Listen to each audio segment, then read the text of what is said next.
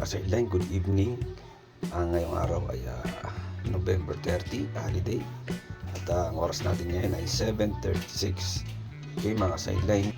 Sa video na to, ituturo ko sa inyo kung paano mag-deposit dito sa ating ginagamit na platform na si Qcoin. Okay, so konting background kay Qcoin ay si Qcoin ay nagsimula ito noong 2017. Okay, hanggang ngayon is nag-i-improve, and then wala tayong na-experience na problema, kaya pwede kong i-recommend to sa mga tao na gustong subukan. Okay, so simulan na natin.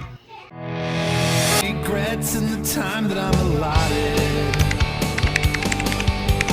Hoping like hell that something connects to you.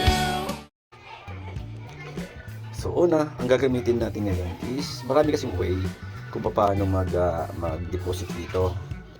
So ang pinakamaganda nga palang gamitin sa pagdi-deposit dito ay itong peer-to-peer. Okay?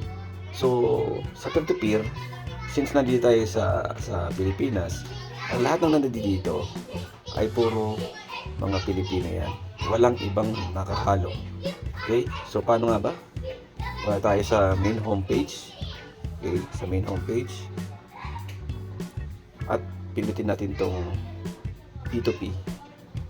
Okay, P2P. And then, magbabay tayo. Yan. Itong mga to. So, hahanap ka dito ng magmamatch dun sa amount na kaya mong i-deposit. Okay, itong si Crypto Universe ay 100 up. Okay. Ito yung kanyang payment method. Ito, merong Simbank, merong Uno, merong ayoko ko na to. May GoTime, merong Como. So, okay. So, ako, ang i-deposit ko rito is 400 lang. Okay? Pang testing lang ito kasi meron akong gustong turuan kasi may na mga nag-sign up ngayong araw na to. Shoutout nga para din sa mga nag-sign up under sa aking link. Okay. So, ang tested ko rito para iwas din sa problema kay Cryptong. Okay? Cryptong, ito. Si Cryptong ang pinaka the best na suki kasi ako dito. Kaya wala tayong problema dito. Okay? May GCash din po yan. Pag-click mo po yan, makikita natin dito yung GCash payment, Maya payment, and then bank transfer via InstaPay. Okay, so legit po yan mga yan kasi verified po sila ng Qcoin as a reseller o merchant, ang tawag doon, merchant. Nagbebenta sila at bumibili sila. So ngayon, dahil kailangan natin, kumbaga parang cash in ang tawag, cash in, ay magbabay tayo. Kumbaga sa Gcash, cash in nga po, cash out nga po. So yun, buy and sell lang. Pag sell naman, ito yung palabas. Palabas, papunta rin sa Gcash natin. At itong buy naman ay cash in. Yun ang tawag dito. So, bibili ka doon sa mga price na gusto nilang ibenta. So, di ba yung iba 60 pesos, mas mataas 60.33, 60.34, and then yung iba 59.7, depende yan. Pero yung pinakamababa dito si Cryptong. So ngayon, ang gagawin natin, mag-deposit na tayo. I-hit lang natin tong buy. So 400. Take note ingatan nyo, baka mamaya mapindot nyo kung ano. Kasi bawal i-cancel yan. So pag nag-hit ka rin dito, siguraduhin mo muna, magde-deposit ka, siguraduhin mo muna may laman yung GCash mo. Kasi kung wala, baka siyempre magkakaroon ng violation na sayang din yung laman ng natin. Kasi iba-block ni Qcoin yan.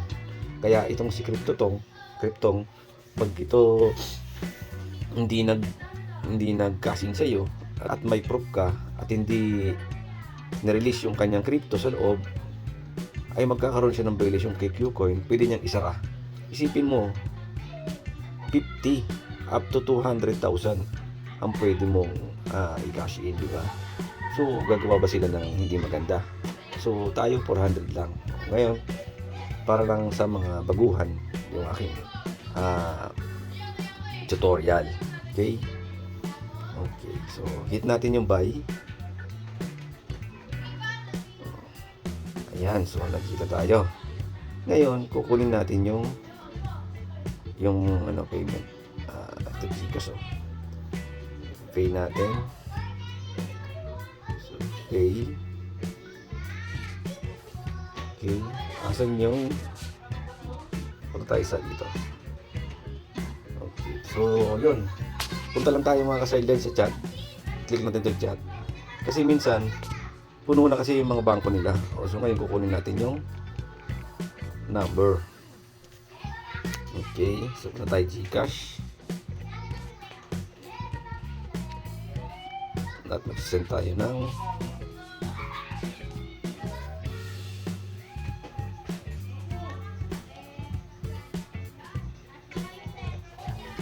okay, so send tayo and then express send.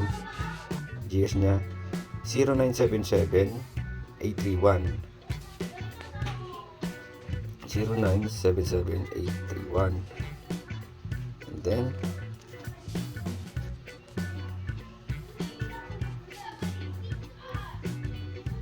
1528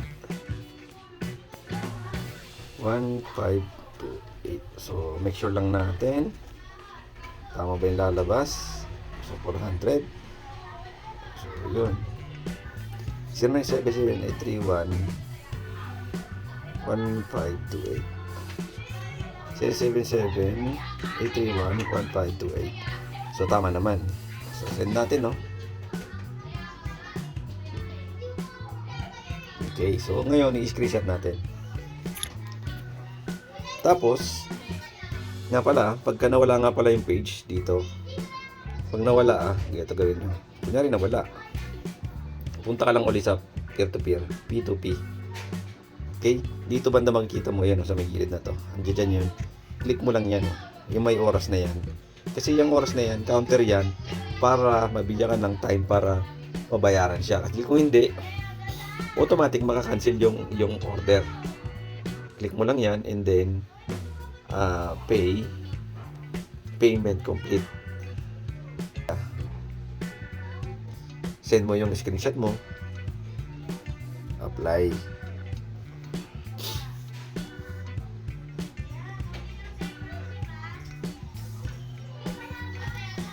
Sige, 77831 1528. Okay. So ngayon, antayin natin.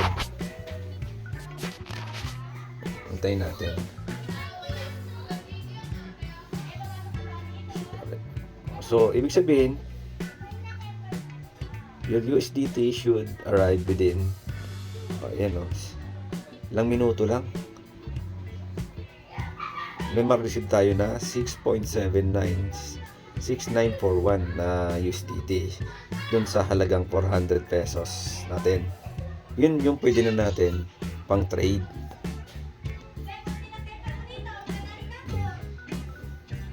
Within 1 minute na siguro ito. Hintayin natin. Pwede natin send a reminder. Okay, so ibig sabihin na-remind na yung seller.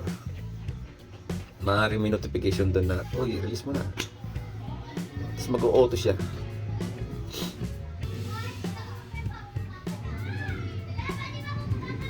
Yun. Oh, di ba dumating? Okay. So, then click natin itong go trade.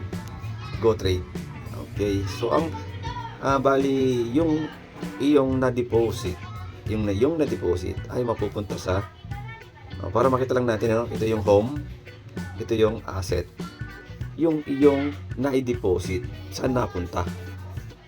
Nandito po sa ito yung overview, fund, trading, margin, future, tsaka mayroon pa dito both finance and other options.